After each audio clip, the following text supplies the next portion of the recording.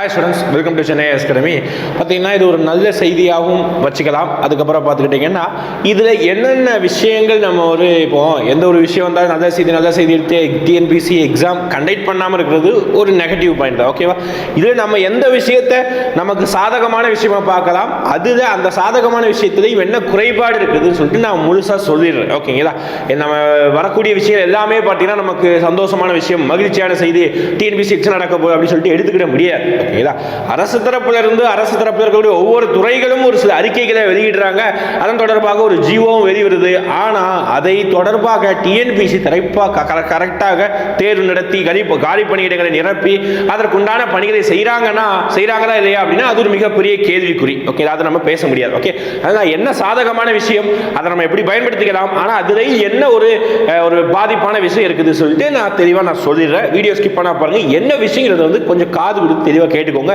மேம்போக்கா thumbnail பார்த்தோ இந்த image பார்த்தோ புரிஞ்சுக்கிடாதீங்க. ஒரு சில விஷயங்கள் நுணுக்கமான விஷயங்கள் இந்த ஜிஓட இருக்குது. நான் இந்த இமேஜ் காமிச்சிட்டு ஜிஓவே அரசுடைய ஜிஓவே நான் காமிக்கிறேன். ஓகே, ஃபர்ஸ்ட் பார்த்தீங்கன்னா நியூஸ் 7ல இன்னைக்கு வந்த செய்தி. ஓகேங்களா? என்ன அப்படின்னா தமிழ்நாடு அரசு ஆணை வெளியீடு. என்ன அப்படின்னா 20 மாநகராட்சி, மொத்தமா தமிழ்நாட்டில் இப்போதைக்கு 20 மாநகராட்சி இருக்குது, சென்னையை தவிர்த்து சொல்றாங்க. ஓகேங்களா? 20 மாநகராட்சியில் 3417 புதிய பணியிடங்களை தோற்றுவிக்க தமிழ்நாடு அரசு அரசாணை வெளியிட்டுள்ளது. ஓகே, இது மேம்போக்க பார்க்கும்போது ஓகே என்ன ரீசன் அப்படி பார்த்தீங்கன்னா தாம்பரம், கடலூர், காஞ்சிபுரம், ஓசூர், அப்புறம் பார்த்தீங்கன்னா தஞ்சை, இது இடத்துல போதுமான காலி பணியிடங்கள் இல்லை அப்படின்னு சொல்லிட்டு புகார் எழுந்தது. என்ன அப்படின்னா இந்த கார்பரேஷன், இந்த மாநகராட்சியில் தான் அங்க வேலையை செய்வதற்கு புதுசாகவும் அல்லது வேலை செய்யக்கூடிய அதிகாரிகளும் பணியிடங்களே இல்லாம வேக்கண்டாவே இருக்குது அப்படின்னு சொல்லிட்டு ஒரு அறிக்கையை, ரொம்ப வருஷமா இந்த வேக்கண்டாவே இருக்குது சொல்லிட்டு இந்த அறிக்கையை வந்து சமர்ப்பிச்சிருக்காங்க. தாம்பரம் தான் ஆக்சுவலா பார்த்தீங்கன்னா புதுசா 2021 உருவாக்கப்பட்ட ஒரு மாநகராட்சி. ஓகே, அப்ப அந்த ஆபீஸ்ல வந்து என்ன சொல்லுது அப்படின்னு பார்த்தீங்கன்னா ஒரு வேகன்சி இல்லாமல் இருக்கனால இந்த மாதிரி எல்லா மாநகராட்சியிலையும் 3400 புதிய காலி பணியிடங்களை உருவாக்கலாம் அப்படின்னு சொல்லிட்டு வெளியிட்டிருக்காங்க அரசாணை. அந்த அரசாணை நான் ஃபுல்லாக காமிக்கிறேன்.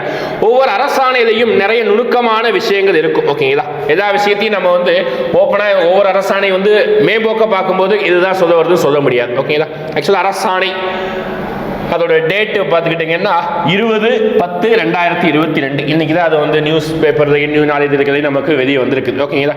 என்ன தொடர்பான அரசாணை அப்படின்னா மாநகராட்சி தொடர்பான ஒரு அரசாணை தான். ஓகேங்களா? ஆக்சுவலா ஒவ்வொரு டிபார்ட்மெண்ட்டுக்கு ஒரு சில ரூல்ஸ் விதிகள் ஒன்று இருக்கும். 1996 விதிகளின்படி இந்த அரசாணை வந்து இருக்குது. நம்ம எல்லாத்தையும் வந்து டீடைல் சொல்ல முடியாது. நான் ஒரு சில விஷயம் தேவையான விஷயத்தை நான் வந்து சொல்றேன். ஓகேங்களா?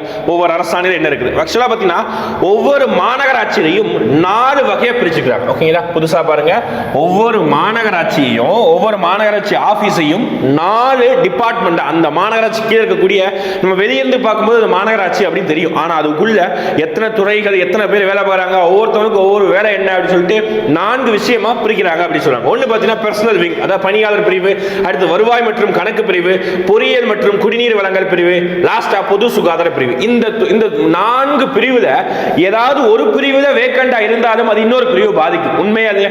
ஃபார் எக்ஸாம்பிள் நான் மெயின் பிரிவு சொல்ற பாருங்க, வருவாய் மற்றும் கணக்கு பிரிவே வேக்கண்டா இருக்குது, வேகன்சியே ஃபில் பண்ணாம வச்சிருக்காங்கன்னா எப்படி ஒரு மாநகராட்சி வருவாய் வரும்? ஒரு மாநகராட்சி வருவாய் எப்படி வந்தாதான் நம்ம அரசுக்கு வருமானம். அப்போ இதெல்லாம் நோக்கிறதா அவங்க வந்து ஃபர்ஸ்ட் நம்ம கீழே இருக்கக்கூடிய வேகன்சியை ஃபில் பண்ணுவோம். அப்போ இந்த துறையில் இருக்கக்கூடிய இந்த பிரிவில் இருக்கக்கூடிய வேகன்சி ஃபில் பண்ணாதான் கார்பரேஷனுக்கும் நகராட்சிகளுக்கும் வருமானங்கிறது வரும். அதை வச்சு தான் அந்த கார்பரேஷன் அவங்க மேனேஜ் பண்ணிக்குவாங்க.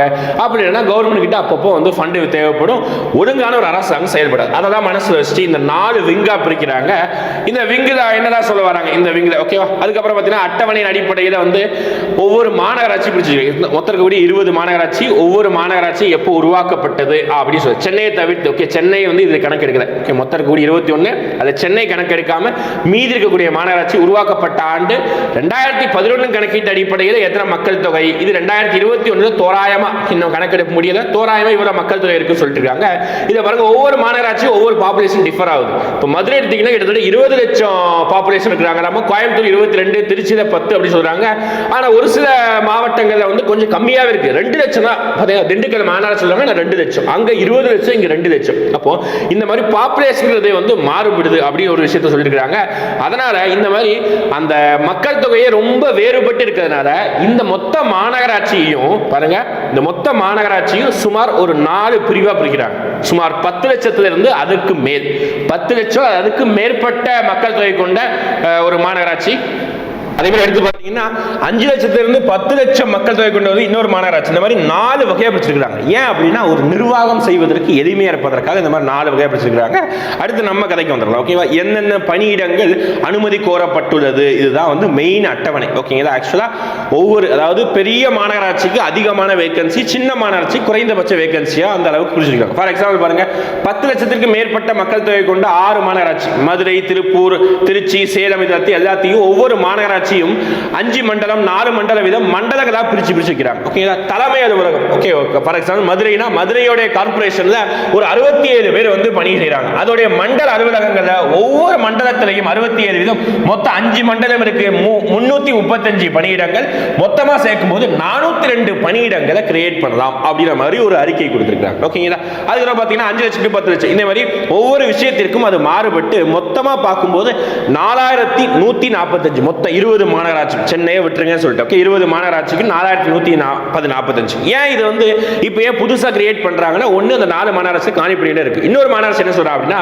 தாம்பரத்தை சுற்றி இருக்கக்கூடிய, ஓகே, தாம்பரம் ஒரு மாநகராட்சி இருக்குது, அந்த தாம்பரத்தை சுற்றி இருக்கக்கூடிய நிறைய ஊராட்சிகளையும், அதே மாதிரி தஞ்சாவூரை சுற்றி இருக்கக்கூடிய நிறைய ஊராட்சிகளையும் அந்த மாநகராட்சியோட சேர்க்கலாம் அப்படின்னு சொல்லிட்டு அந்த அரசு கவர்மெண்ட் இருக்கக்கூடிய ஒரு டிபார்ட்மெண்ட் வந்து அரசுக்கு ஒரு அறிவுரை மாதிரி கொடுத்திருக்காங்க. அதன் அடிப்படையில் தாம்பரத்தை சுற்றி இருக்கக்கூடிய ஊராட்சிகளையும் மாநகராட்சியோட சேர்க்கும் போது என்ன ஆகும்னா, மக்கள் தொகை பெருகும். மக்கள் தொகை பெருகும் போது கண்டிப்பா பணியாளர்கள் அதிகமாக தேவைப்படுவார்கள். இதுதான் வந்து இங்க சொல்ல வராங்க. ஓகே, அப்போ மாநகராட்சிகள் நிறைய கொண்டு வரும்போது அந்த மாநகராட்சியுடைய வருமானத்தை பெருக்கலாம். மாநகராட்சியும் லாபத்தில் போகும், அரசும் லாபத்தில் போகும். அப்ப இதெல்லாம் அரசு லாபத்தில் போகணும்னா காலி பணியிடங்கள் தேவையான அளவு, போதுமான அளவு இருக்கணும். அதனாலதான் இவ்வளவு வேகன்சி கிரியேட் பண்றேன் அப்படின்னு சொல்லிக்கிறாங்க.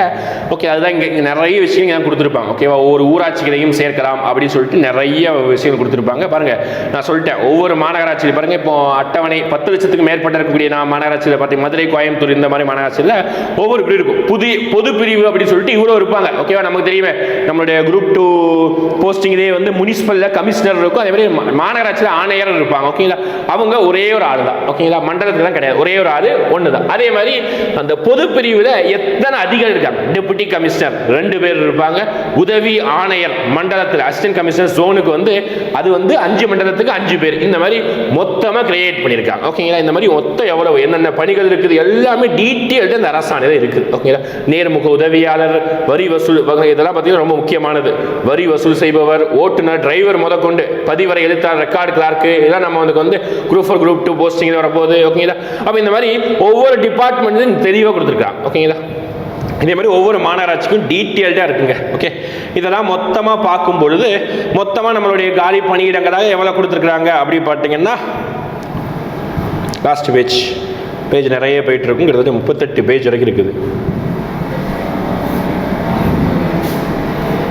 ஓகே, இது வந்து ஒவ்வொரு பணியாளருக்கும் என்ன சேலரி லெவல். ஓகே, ஆணையர் அப்படி எடுத்துட்டோம்னா கிட்டத்தட்ட அதோட ஸ்கேல் லெவலே பார்த்தீங்கன்னா 29 லெவலில் வைக்கிறாங்க. ஓகே, துணை ஆணையருக்கு தான் பார்த்தீங்கன்னா 26 லெவல். ஓகே, இதெல்லாம் வந்து ப்ரமோஷன் அடிப்படையில் இந்த 2-3 ஜாப் கிடைக்கிறது. ஓகே, ஒரு சில போஸ்டிங் எல்லாம் பார்த்தீங்கன்னா நம்மளுடைய குரூப் 2 லெவலில் கூட நம்ம எதிர்பார்க்குறோம். ஓகே, இது இருக்குது. ஓகே, இது என்ன சார் ப்ராப்ளம், நமக்கு எதை வந்து சாதகமாக பயன்படுத்தலாம் அப்படின்னா, கிட்டத்தட்ட 4000, தெளிவாக சொல்கிறேன், 4000க்கும் மேற்பட்ட காலி பணியிடங்களை உருவாக்குறோம் அப்படின்னு சொல்லிட்டு மேம்போக்க நம்ம பார்க்கும்போது தெரியுது. ஓகே, உருவாக்குறதுக்கு காரணம் என்ன அப்படி பார்த்தீங்கன்னா, வருவாயை பெருக்குவதற்கு ஒரு காரணம் சொல்றாங்க. ஆனா இது ஒரு பாயிண்ட் தெளிவாக கொடுத்திருக்காங்க, இந்த மாநகராட்சி பணியிடங்களை புதிதாக உருவாக்குவதற்கும் அதை மறுசீரமைப்பு செய்வதற்கும் சேர்த்து தான் இந்த அரசாணை. ஓகேங்களா, அப்போ ஆல்ரெடி இருந்த காலி பணியிடங்களை சேர்த்து தான் இந்த காலி பணியிடம் அப்படி சரி ஆல்ரெடி இருந்த பணியிடங்களை சேர்த்து தான் மொத்தமா இருக்கக்கூடிய பணியிடங்கள் தான் இந்த 4175. இதுல எவ்வளவு காலி பணியிடம் எவ்வளவு புதிதாக உருவாக்கப்பட்டதுன்னு சொல்லிட்டு நம்ம சொல்ல முடியாது. அரசாணையை மேம்போக்கா நம்ம பார்க்கக்கூடாது. ஓகேங்களா, எல்லா போஸ்டிங் பேரையும் கலைச்சிட்டு என்ன செய்யணும், புதுசா ஒரு போஸ்டிங் கிரியேட் பண்ணியிருந்தாங்க. ஓகேங்களா, ஆல்ரெடி ஆணையர் இருந்தது. ஓகே, ஆல்ரெடி வந்து மண்டல ஆணையர் இருந்தது. ஓகே, எல்லாமே இருந்தது. ஓகேங்களா, அதையும் திருப்பி வச்சுட்டு ஒரு சில விஷயங்களை மட்டும் புதுசா உருவாக்கியிருக்காங்க. அது மட்டும் தான் தெரியப்படுது. அப்போ எல்லாத்தையும் ஆல்ரெடி மேபி எடுத்துக்காட்டா ஆல்ரெடி ஒரு 3000 பணியிடங்கள் இருந்திருக்கலாம், 3000க்கு மேற்பட்ட பணியிடங்கள் இருந்திருக்கும். ஓகேங்களா, அது எல்லாத்தையும் கலைச்சிட்டு இப்ப புதுசா உருவாக்கி இருக்காங்க. அப்ப புதிதாக 4000 அதுக்கும் மேல இருக்கக்கூடிய பணியிடங்கள் 4100 சம்திங் சொல்லிடுவோம். ஓகே, அந்த பணியிடம். அப்போ ஒரிஜினலா கிரியேட் ஆனது பிளஸ் 1000 மட்டும்தான். தெளிவா பார்த்துக்கணும். ஓகேங்களா? நம்ம புதிதாக அப்படி சொன்னா மொத்தமா எல்லாமே 4000 பணியிடமும் புதிது கிடையாது. அதை நீங்க ஞாபகம் வச்சுக்கணும். ஓகேங்களா? ஆல்ரெடி 3000 தோராயமா சொல்றேன், எவ்வளவு இருந்தது யாருக்கும் தெரிய போறது கிடையாது. ஓகேவா? 3000 இருந்திருக்கலாம். அது எல்லாத்தையும் கலைச்சிட்டு திருப்பி உருவாக்கிட்டு திருப்பி 4000க்கு மேற்பட்ட இதை வந்து கணக்கிட்டு இருக்காங்க. அப்போ உருவாகுனது ஆக்சுவலா புதிதாக உருவானது அப்படின்னா கிட்டத்தட்ட மேபி 1000 இருக்கலாம். மேபி இது 3500 இருந்தா புதிதாக உருவானது 500 கூட இருக்கலாம். யாருக்கும் அது தெரியாது. ஓகேங்களா? இதுக்கு முன்னாடி எவ்வளவு காலி பணி எவ்வளவு பணியிடங்கள் இருந்ததுன்னு சொல்லிட்டு எங்கேயும் மென்ஷனும் பண்ணல. ஃபுல்லா நான் டீட்டெயிலாக ரீட் பண்ணிட்டேன். ஓகேங்களா? எனிவே இது நம்ம ஏதோ ஒரு வேகன்சி காலி பணியிடங்கள் அந்த மாநகராட்சி நகராட்சியில் இருக்குது அப்படிங்கிறத தெரிஞ்சுக்கலாம். அதுக்கப்புறம் முக்கியமான ஒரு தகவல் என்ன அப்படின்னா, இந்த மாநகராட்சி நகராட்சி இருக்கக்கூடிய காலி பணியிடங்கள் ரூபாய் கொடுத்து பெயரலாம். 10 லட்சம் 20 லட்சம் அதெல்லாம் ஒரு காலங்கள் இருந்தது. இப்போ அந்த மாநகராட்சி நகராட்சி இருக்கக்கூடிய காலி பணியிடங்களும் டிஎன்பிசி தான் தேர்வு நடத்தி தான் போக வேணும் அப்படின்னு சொல்லிட்டு ஆல்ரெடி நம்மளுடைய அமைச்சர் KN நேரு அவர்கள் ஆல்ரெடி சொல்லிட்டார். ஓகேங்களா? அப்போ அதுவும் டிஎன்பிசிக்குள்ள தான் வருது. டிஎன்பிசி நடத்தி ஆகணும். என்னதான் நம்ம டிஎன்பிசி நடத்தி ஆகணும் சொன்னா டிஎன்பிசி அதுக்குரிய கால் ஃபாரோ நோட்டிபிகேஷனோ எந்த ஒரு இன்ஃபர்மேஷனோ இல்லாட்டி நாங்க தனியா இப்படி வைக்க போறோம் அந்த மாதிரி எந்த இன்ஃபர்மேஷனும் சொல்லல. அது ஒரு பேட் திங். ஓகேவா? நல்ல விஷயம் இருக்குது, கெட்ட விஷயம் இருக்குது. எதுவா இருந்தாலும் இந்த காலிப்பணி நிரப்புனாதான் அரசுக்கு வருமானம். அதனால இதை மேபி ஏதாவது ஸ்பெஷலா ஏதாவது ஒரு நோட்டிபிகேஷன் விட்டு நிரப்புவதற்கு வாய்ப்பு இருக்குது. ஆனால் டிஎன்பிசி என்ன பண்றாங்கிறது டிஎன்பிசிக்கு மட்டும்தான் அது தெரிய போகிறது. ஓகேவா? எனிவே நமக்கு ஒரு இன்ஃபர்மேஷனை இதை எடுத்துக்கோங்க. ஒரு காலி பணியிடங்கள் புதுசா இருக்குது. ஓகே, ஏதோ ஒரு வேகன்சி இருக்குது. இது மேபி குரூப் 2 அல்லது எது கூடயாவது சேருமா என்ன எதுவும் தெரியாது. அது அடுத்தடுத்து அறிவிப்பு வரும்போது நம்ம அறிவிக்கலாம். ஓகேங்களா? தொடர்ந்து நம்மளுடைய சேனலை ஃபாலோ பண்ணுங்க, சப்ஸ்கிரைப் பண்ணிக்கோங்க, பெல் பட்டன் பிரஸ் பண்ணிக்கோங்க. அடுத்த தகவல்களை தேவையான தகவலை மட்டும் நம்ம கொடுக்குறோம். ஓகேங்களா? தேங்க்யூ.